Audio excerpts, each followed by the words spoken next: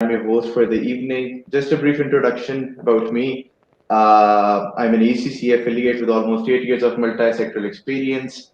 I currently work at ACCA as a business development executive for the Islamabad region, and I'm really excited to be part of this initiative. Moving ahead from my introduction, let's talk about the topic that we have for today. The topic that we're going to talk about today is something that a lot of us have considered investing in. A lot of us have thought about you know considering it as an investment opportunity. I'll just tell you about the topic. The topic is cryptocurrency is the future of money. Uh, let's use this opportunity today to bust some myths and get some clarity on what the future holds for these cryptocurrencies. Are they worthy investment opportunity? Are they something that you should stay away from because of the regulatory aspect behind it? Because considering some of the statements from the SECP, it's something that's in the gray, not in the white or the black. So we're going to have an opportunity to bust those myths today. So, without further ado, I think we should introduce our experts for the evening. The first guest that we have is Mr. Omar Khalid, who is the COO of Tasdeeq. Tasdeeq is Pakistan's first state bank licensed credit information bureau. Welcome to the show, Omar. Thank you so much for joining us today. Thank you, Waqar, for having us here. The next guest that we have is Mr. Sarfraz Hussain. He is the CEO and founder of YPay Financial Services, Digitizing Investments. Thank you so much, Sarfraz, for taking your time and being a part of the show today. Thanks, Waqar. Thank you for inviting me and considering me for this talk. Thanks. The pleasure is all ours. So, without further ado, without further delay, let's get started on the discussion, the topic that the viewers have been eagerly waiting for. I'll pose the first question to Umar, some warm-up questions to get the juices flowing. So, Umar, the first question: we talk about digital currencies, we talk about cryptocurrencies. So, Umar, would you care to elaborate what cryptocurrencies are? How are they actually different from the conventional currencies? So, Umar, over to you. Gigi. I mean, this is a very hot topic these days, digital currencies, and then a sub branch of it, which is cryptocurrencies. Currently, all form of the paper currency is going out of business, or all the banks, everybody is shifting to digital currencies. We have seen that our writing of checks and our transactions, which are directly in the bank, are going down, and we are doing online things with a lot of digital currencies. Then the cryptocurrencies, which is a new phenomena and which has become very popular these days, is something which is based on a blockchain concept of technology. And these are non-regulated currencies which are becoming very popular, especially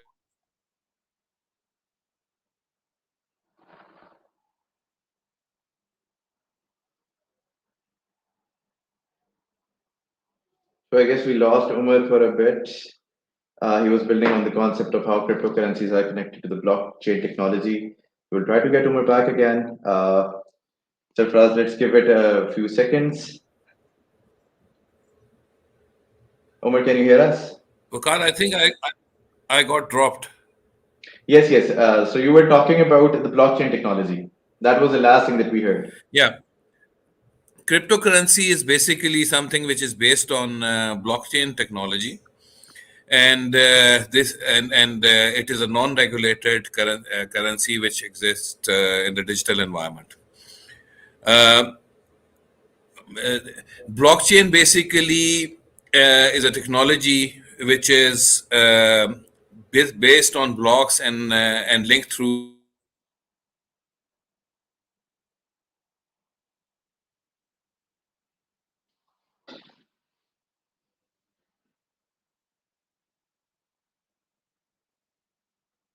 I believe we are facing some technical difficulties. No worries. We'll try to get Umar Khalid back on the line again. In the meantime, Sarfaraz will take this opportunity to ask you the same question. I'll pose the next question to Umar then. Sarfaraz, would you care to elaborate on what the blockchain technology and the digital currencies, cryptocurrencies are all about? Okay. Thank you, Waqar. So essentially when we say the word crypto or cryptocurrency, so there are a lot of different things on how we can essentially um, grasp that concept. So cryptocurrency is just a thing like a currency, right? When we talk about cryptocurrency, blockchain is just one of the implementations of how it has been built on that use case. When we talk about blockchain, it's built on the concept of chains, essentially, which contains blocks of code, which in that code it has codes for transactions. See? So it is so building into that and coming up with that use case is that every single transaction is basically pointing towards the previous transaction. It's built using the previous transaction, the next block, and every node or every block of information contains the address for previous transaction, and the next one contains for the next transaction. And the transaction also contains what is the amount of money that was transacted, what were the initial node and the ending node. So it is that. One thing that so it is all based on the technology behind it is the distributed ledger technology, where everything is decentralized. Whenever you log into your bank's application, you are essentially requesting bank server to give the details of all of the transactions you've performed in the day or the week or the year. When you are seeing the list of transactions on your blockchain wallet or your crypto wallet, it's not residing on some central database or some central server. It's crowdsourced. It lives with the people. So that is so the main concept is that it is centralized versus decentralized, and then it is just a form of technology which has a use case of moving money, which has face value. So I think that I hope I have kept it as simple as I could without diving into technicality as much as I could. Thank you so much for such a detailed answer, Sarfraz. So, building up on that question regarding blockchains, regarding cryptocurrencies. So, conventionally, when we used to think about investing money, people used to think about options like real estate and options like the stock market. So, I think stock market is a perfect parallel when we talk about cryptocurrencies. So, how are cryptocurrencies different than investing in the stock market? How investing in cryptocurrency different than investing in the stock market? So, Omar, I'll pose this question to you since we dropped you on the first one.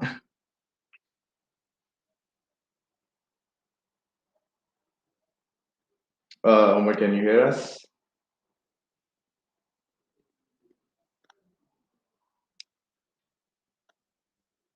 So, Safaraz, I guess it's you again. We'll again wait for Omar for the next question. So, I would like to pose you the same question again. Okay. So, yeah, can you please, like to elaborate for the audience how is investing So in crypto different than investing in between the traditional stock and market? the stock market. So it's funny because I am in the investing space. I represent a company which has been working in the investing space. So we have this kind of a conversation every now and then. So when you're investing money in any cryptocurrency, it can be there's a number of different cryptocurrencies being introduced and being taken off the market every day, listed and unlisted. So when you're investing in a cryptocurrency, it's essentially like the stock market where you're owning one coin or one fraction of a coin. Bitcoin allows you to own, I think, up to ninth decimal place. I am not very sure about that fact, but I think that's how much it has been fractionalized to this point. So you are investing into a coin. It's a digital asset. It doesn't exist anywhere physically. It's a completely digital asset which you are investing in through you fund it through your physical money or your credit card or your bank app, and then you become the owner of that piece of code, that asset, that digital asset, that you purchased, which has the code for the previous transaction, where it came from, and it holds the memory for the next transaction that will use this transaction essentially. So coming from that to the business standpoint, there have been a lot of crypto exchanges around the world, which has taken up the frenzy of crypto investing. Um, and essentially, what ends up happening is people uh, there are two groups of people. One group is very excited to see cryptocurrencies being driven upwards, and the other group is very skeptic about all of this being a financial bubble, or it being an artificial pump and dump scheme that we have seen in the past with different stock scams and stuff. So there's all of that in this as well. Waqar, you're on mute, just by the way. Thank you so much for that, Sarfraz. Omar, can you hear us now? Yeah, I can't. I logged off from my computer and I've joined on the telephone now. Okay, I think joining from the phones is the motto for the day today. Yeah. Okay. Platform that we are using. Okay, so Umar, building up on what Sarfraz has just shared with us. So I was just having a discussion with Sarfraz on the parallels between investing in a traditional stock market stock or investing in the cryptocurrencies. So when we talk about the stock markets, there are actual products or actual services, and you're getting shares for investing on those in those companies for those shares. So what are these digital currencies backed by? Considering that Umar Sarfraz just spoke about digital assets. So, are there any projects behind it? Are they selling any products? Are there any services behind it? Umar, would you like to elaborate on that? I mean, these digital currencies, the cryptocurrencies, I mean, usually, I mean, we need to understand what creates value first. Value is when something is scarce, it is limited in supply, and there is a lot of demand. Now, for these cryptocurrencies, there's a lot of scarcity because they are limited in numbers, especially bitcoins, because of the inherent technology itself. They are scarce, so it creates a lot of value. And now, since a lot of interest has been generated in these currencies, so there's a lot of demand also, and which is driving their price up. Now, this is a specific question: how they are different from stocks? Stocks basically is based on something which is tried and tested knowledge, and it is based on the performance of companies which one can see. Here again, the cryptocurrency market is very speculative, and it will remain speculative till the time there are some proven currencies which remain, and which become a lot in use. So stocks is something which is an informed decision, and investing in cryptocurrency is something which is very speculative and depends on the trends. Based on this, there's a lot of uh, of probability that one can make a wrong decision also and bet on a wrong currency, and there's a big chance of losing a lot of money also. Thank you so much for that answer, Umar. Okay, building on your point regarding trends. So when we talk about the stock market and crypto trends, we're going to experience a bull or a bearish market but when it comes to stocks, conventional stocks, the bear or the bullish market is going to last for a few months, for a prolonged period of time. When you talk about digital currencies, when you talk about cryptocurrencies, the trend is very volatile. When you see currency like Bitcoin, the currency is going to jump to an all-time high, like something like a 68,000 or 69,000, and then it's going to drop to something like a 29 or a 30,000. So, what are the factors driving these things, and what are the differences between both these currencies? When we talk about conventional stocks, the trend is going to last for a longer time, but we talk about cryptocurrencies, the trends are shorter. The currencies are very volatile. So, Sarfaraz, I'll pose this question to you. Why is there an element of volatility in cryptocurrencies, such a high volatility of in cryptocurrencies as compared to the conventional stock market or conventional stocks? So again, so the thing is, we need to understand what creates value, as Umar pointed out. So the one thing that cryptocurrency is currently using right now is the scarcity of the limit of the number of coins that can be circulated into the market. When you talk about stock market, while drawing the parallels, you see companies which have a number of shares, which can issue a number of shares also to raise more money. But at the end of the day, you can see something physical being provided by that company, some product, some news regarding that company raising more money, or some news about change of management or change of vision or something like that. That drives the stock prices usually up or down in the stock market. That's what we have seen previously as well. But in the case of cryptocurrency, the high volatility. But the one thing is also trust, and the second thing is the regulatory aspect that I would say. The news that is always circulated about it. For example, when you are talking about the recent highest point that Bitcoin reached, that was around 65,000 plus 67,000. That is when China decided to put a very strong ban again on usage and mining and investment in Bitcoin and a certain few other currencies. So that shattered that all-time high and drove the value of Bitcoin down very much over a period of a day, or over a period of like the closing week.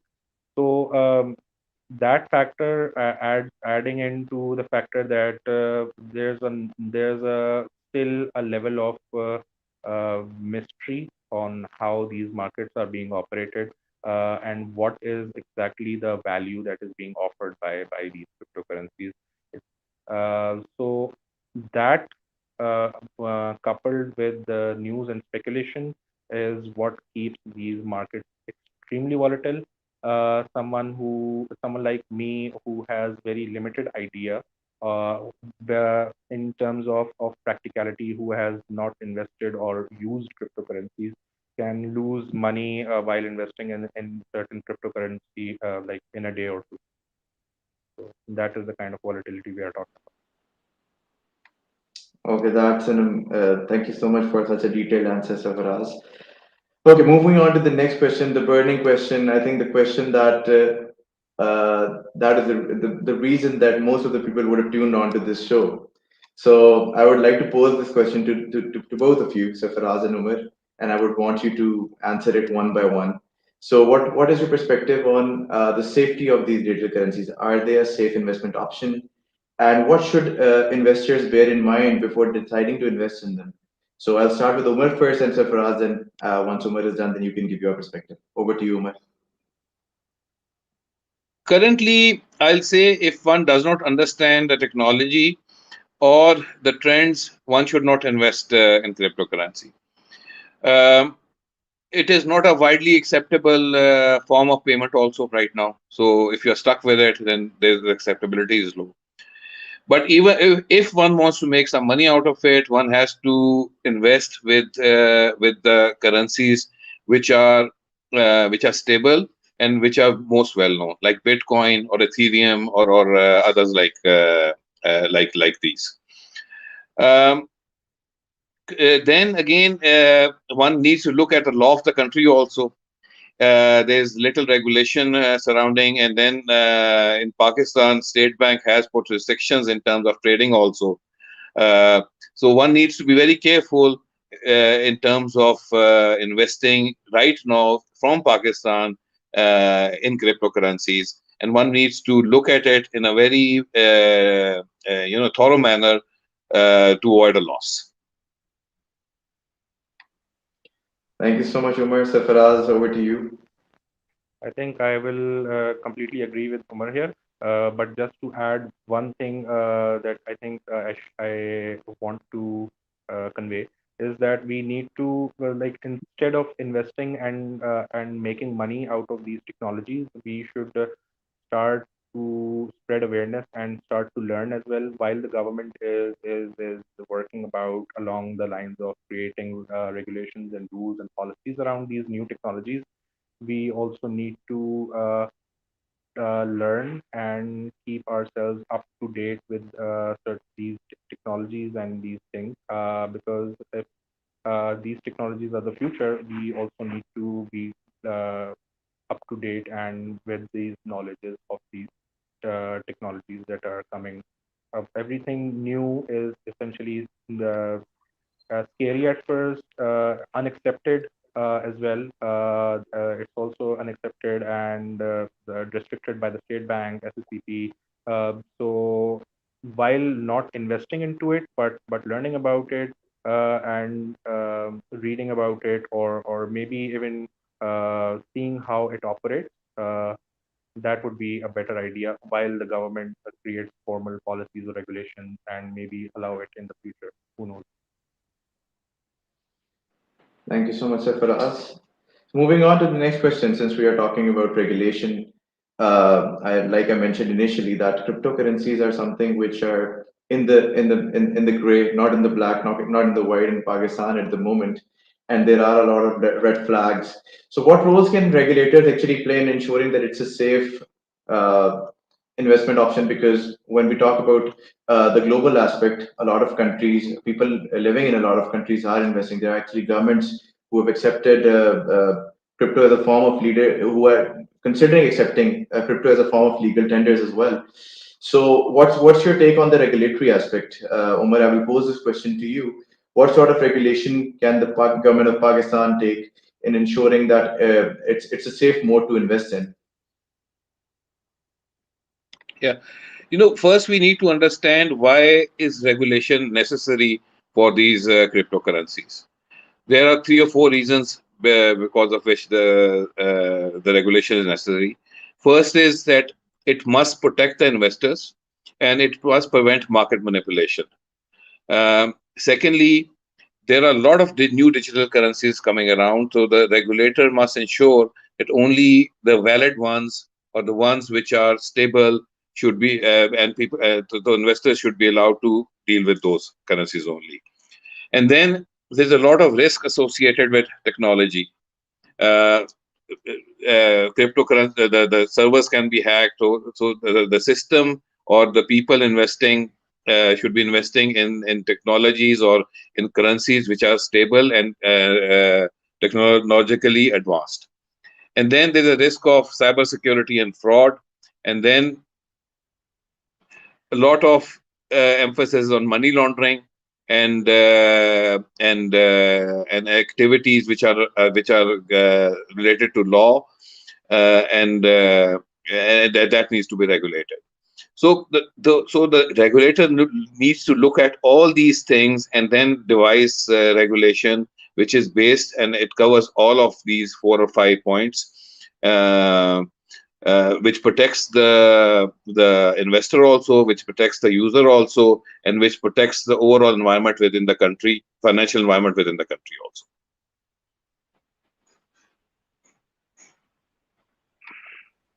Thank you so much, Omar, for that answer. So, Faraz, any other regulatory aspects that you would like to talk about? Any other additions that you would like to make? Me, I think Omar Saab did cover everything. We need to be vigilant about consumers' safety, investors' safety, because there's a perception out there that you just need to invest your money in the crypto and it's all the way to the moon. And we need to understand that whenever we are investing anything, any of our money, really, we need to understand that there are certain risks associated to it. And in terms of cryptocurrency, but since it's a very different form of investment. It's not central. It's decentralized. So it becomes very hard to track where and how the money is moving. So that's why there's an added risk added to it. So we need to be sure that once we work out all of these rules and laws and regulations, only then can we allow an adoption and a widespread acceptance of this in our country. Thank you so much, Sarfraz, for that addition. A recent trend that I've observed is there have been, I'm sure that both of you are aware that there are a lot of crypto groups operating in the country who are giving trading signals to these people, to people who are investing their hard and earned money based on those signals. What I've observed with those groups is that whenever the market is bullish, I would say, all of those groups are active. But as soon as the market turns around and there's a complete turnaround, the market turns slightly bearish, uh, all of those people are nowhere to be seen. So what would you both of you advise to people who are currently investing in these currencies based on trading signals? We'll start with Umar again. Yeah, I mean that's the basic reason why regulation is necessary. What people do with these currencies is because there's no science or hard fast numbers behind the behind the trends on which these currencies are traded. Then what these groups they do is they start speculating on blogs and other things, and which drives the price of the currency up. Now, recently there was a big fraud in which a currency based on Squid Games was launched, a Korean program, and then because of the hype behind it, because of these blogs and these groups and the trends on the internet, everybody started buying it. But it went up from nothing to a lot of money, and its value went up, and it crashed within a day. And people lost a lot of loads and loads of money. So one should be very careful on what trends they are following, and one should, again, I'll say, should invest, if one has to invest in tried and tested currencies which have brand names, and which we know are not going to crash, and which is based on certain authentic technology. And one should be very careful of following these bloggers and groups. Thank you so much, Umar. Sarfaraz, any word of advice from your side for our budding investors? Yeah, I think completely agree with Umar. Please be aware of following blogs and other stuff before investing. Not just in crypto, in anywhere as well, because it's your hard-earned money at the end, and there are a lot of people who are like manipulating the market and driving these currencies upside, and at the end of the day, like they just turn into flat lines. So yeah. So I have this motto which I believe in, which I would like to, share with everyone here. If an offer or an opportunity sounds too good to be true, it's probably too good to be true. So I'll just sum up what Umar and Sarfaraz said on that. So moving on. So we were talking about regulation. When we talk about the banking and the financial services sector, uh, there is a perception that they see these cryptocurrencies as a threat to the conventional concept of money. So, Umar, what's your take on that? Why is the financial sector or the banking sector against these digital currencies? Okay, I mean, I have got a very personal view on this. I have seen the financial industry very thoroughly, and I think people are adverse to change. These digital currencies, cryptocurrencies are the future, and eventually they will be the future, and the change has to be accepted. Currently, the adversity is because people don't want to change. They are used to doing certain things in a certain manner, and they so the acceptability of something new coming in, which is which is difficult to understand, because it is very different from how the conventional way of financial world worked. But again, as Sarfraz has very rightly said previously, that we must look at these technologies, we must look at these new changes which are coming in, and try to adapt them into our system. And they are the future. Eventually, all financial systems will move on to these digital currencies. So look at them carefully, and adapt them, and try to bring them into our system, and try to find synergies which exist between the current financial practices and what the future is going to hold. That's a very interesting perspective, Umar. So a lot of I'm sure that there's a lot of research behind it, behind your opinion, considering your years and years of experience. So Faraz, what are your thoughts on this? Waqar, so again, the financial services and the banking sector, essentially, we have seen, at least in Pakistan, we have seen the banking sector and the financial sector being the way it is, and how hard it is for them to adapt and keep themselves up to date with technology. Certain banks, and they're at least literally with like, it's a little difficult for them to completely adapt to technology. So when we talk about these kind of technologies like cryptocurrency and DTL and stuff like that, it's completely natural for them to be against this, because so as I previously said, and must have also that mentioned that part, is that we need to first make sure that we understand this this phenomena that is out there, that cryptocurrency and to the moon and all of that stuff. We need to first just decrypt that, understand that, digest that, and then start forming opinions about it. Before investing, before making it legal or creating regulations, we need to first understand how it works, and we need to understand that the people who are for it or against it also understand what it is.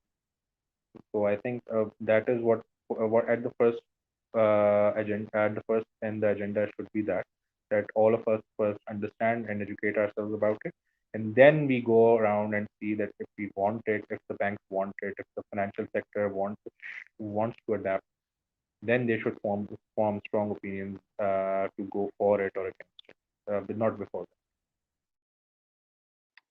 Interesting perspective, Faraz. Thank you so much for that answer. So moving on to the last question for the night, for the evening.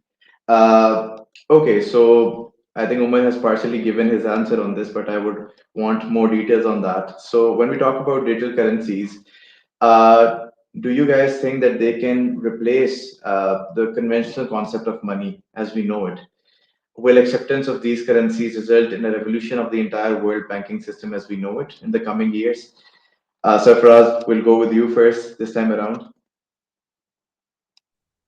that. Interesting question. We were just having a conversation around this.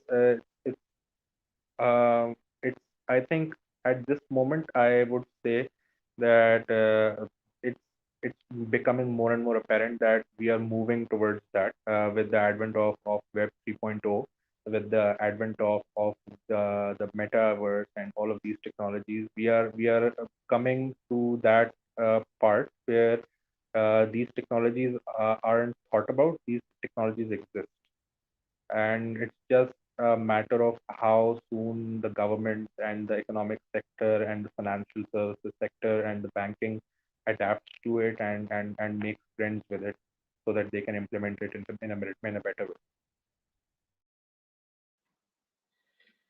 Umar, we've heard part of your perspective, so I would love to hear more Okay. details.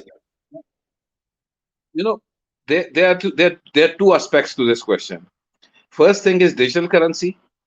Now, anything I mean, a normal currency can be a digital currency also. I mean, what we do on credit card is all digital. So it does not exist in our pocket. It is something which a transaction which is done digitally, and and and and most of our online transactions, they are also digital. So digital currency, we are in the age of digital currency now, and we are using digital currencies. Now, the second part is the cryptocurrency.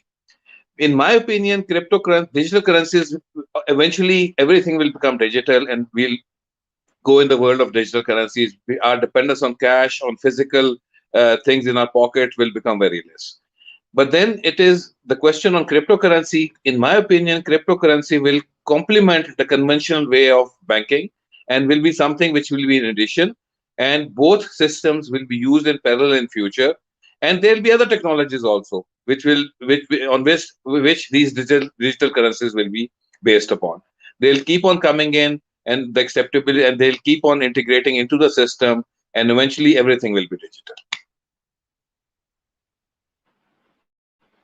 Okay, so thank you so much, Umar and Sarfraz, for such detailed answers. I think before the session started, I had a lot of questions. I'm sure that the viewers had a lot of questions as well. They will seriously reconsider their investment options after the session. I really hope so. I hope that they will be more mindful of how they're investing their money, how they're not relying on what the groups are saying or what anybody's signals are saying. I think it's very important for people to understand how technical analysis works, how these data currencies work. Going back to both of your discussions regarding being more informed, understanding what the projects are. So instead of thinking about easy money, it should be hard earned. Even investment decisions should be hard earned. So any closing comments from Umar first, you, and then Sarfraz? Any closing comments that you would like to uh, communicate to the viewers? No, no, just I mean, keep your money safe and be informed when investing in something which is new and and trendy. And also, if you really want to invest and gamble right now, I mean, poker is a much better game than investing in cryptocurrency.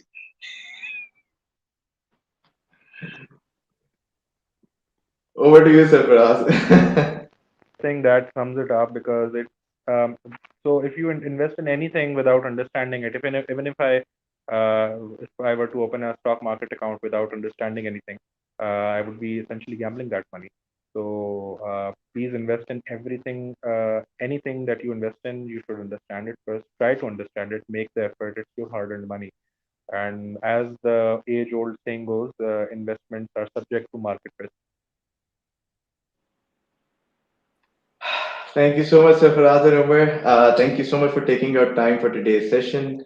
Your viewpoint was very insightful. I'm sure people are more informed than they were at the beginning of the session. Okay, viewers, so I think that's it for today. We look forward to having you with us for another episode of Hisaab. Thank you so much. This is Waqar signing off from the show. Take care, everyone. Have a good night. Thank you very much. Thank you, everyone.